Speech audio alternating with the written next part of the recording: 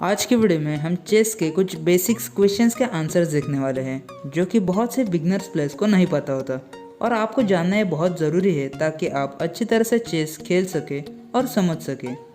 इस वीडियो में हम देखने वाले हैं फर्स्ट, चेक देने पर क्या चेक बोलना ज़रूरी है। सेकंड, एंड गेम में अगर सिर्फ राजा ही बच जाए तो उसे कितनी मूव्स में चेकमेट करना कंपलसरी है। Third, what is castling. Fourth, what is stalemate।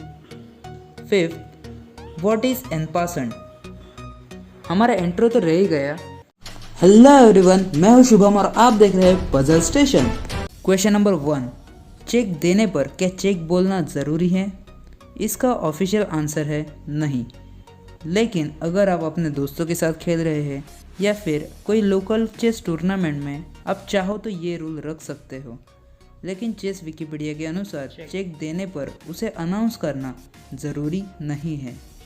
Question number 2, end game में अगर सिर्फ राजा ही बच जाए तो उसे कितनी मूव्स में चेकमेट करना कंपलसरी है।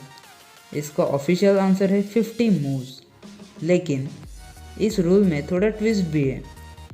अगर कोई प्लेयर 50 मूव्स होने के बाद भी मैच ड्रॉ करना भूल जाए तो मैक्सिमम 75 मूव्स तक ये गेम खेल सकते हैं और 75 मूव्स होने के बाद ये मैच ड्रॉ माना जाएगा। फॉर एग्ज़ाम्पल, आप वाइट पीसेस के साथ खेल रहे हैं और आपके पास सिर्फ राजा और एक प्यादा बचा है और आपके अपोनेंट के पास उसका राजा और हाथी बचा है और नेक्स्ट मूव में वो आपके प्यादे को कैप्चर करता है, तो अब उसके पास सिर्फ 50 मूव्स है आपको चेकमेट करने के लिए। ये गेम आगे कुछ इस तरह से बढ़ते जाएगा। इस सिचुएशन में ये गेम जीतना तो आपके लिए इम्पॉसिबल है, तो आप इस मैच को ड्रॉ करने की कोशिश करोगे और आपका अपोनेंट आपको चेकमेट करने की कोशिश करेगा, लेकिन आपके अपोनेंट के पास सिर्फ 50 मूव्स ही है आपको चेकमेट करने के लिए। और अगर आपके अपोनेंट के 50 मूव्स हो जाते हैं और आप मैच ड्रॉ करना भूल जाते हैं तो ये मैच मैक्सिमम 75 मूव्स तक खेला जाएगा। तो इसी प्रकार ये मैच आगे बढ़ाते हुए ये मैच तब तक कंटिन्यू किया जाएगा जब तक आपके अपोनेंट के 75 मूव्स हो नहीं जाते, और जब आपके अपोनेंट के 75 मूव्स हो जाते हैं तो ये मैच ड्रॉ माना जाएगा।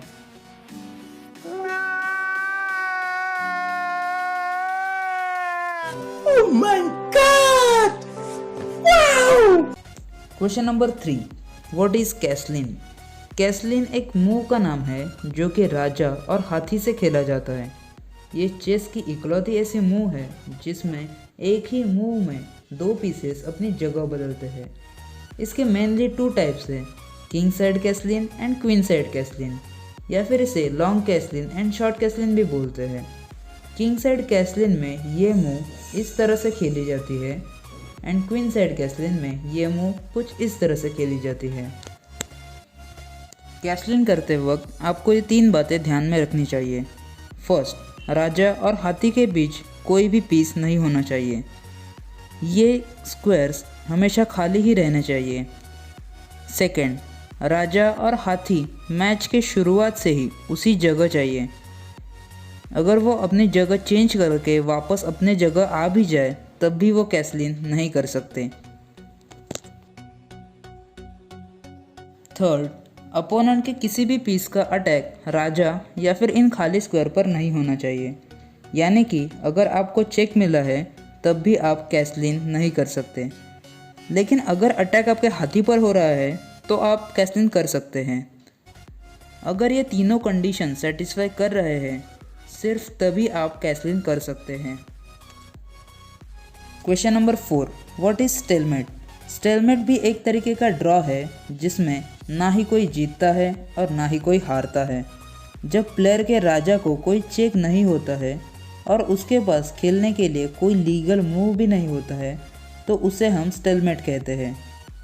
फॉर एग्ज़ाम्पल, इस कंडीशन में ब्लैक के इस मूव के बाद वाइट के राजा को चेक तो नहीं है, लेकिन उसके पास खेलने के लिए कोई लीगल मूव भी नहीं बचा है।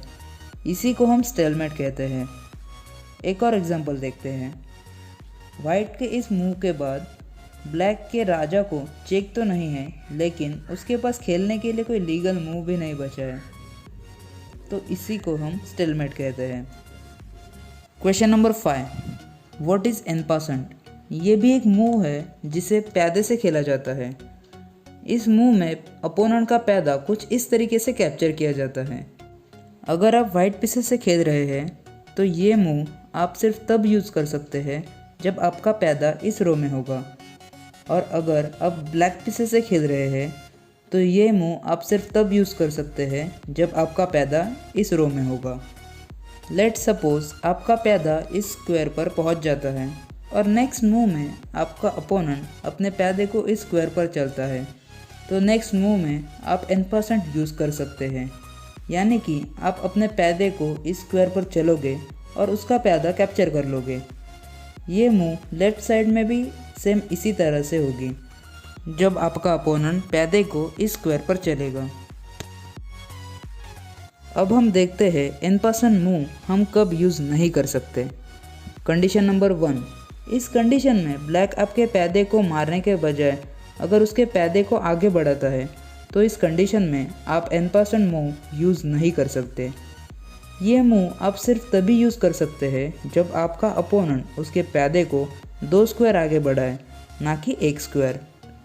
कंडीशन नंबर 2, अगर इस कंडीशन में आपका अपोनेंट प्यादे को इस स्क्वायर पर चलेगा और नेक्स्ट मूव में आप n% की जगह कोई और मूव खेलते हैं और अपोनेंट की मूव होने के बाद मूव करने की बारी आपकी है, तो इस कंडीशन में आप n% मूव यूज़ नहीं कर सकते, क्योंकि n% मूव खेलने के लिए अपोनेंट के इस मूव के बाद आपके पास सिर्फ एक ही चांस है n% मूव खेलने का।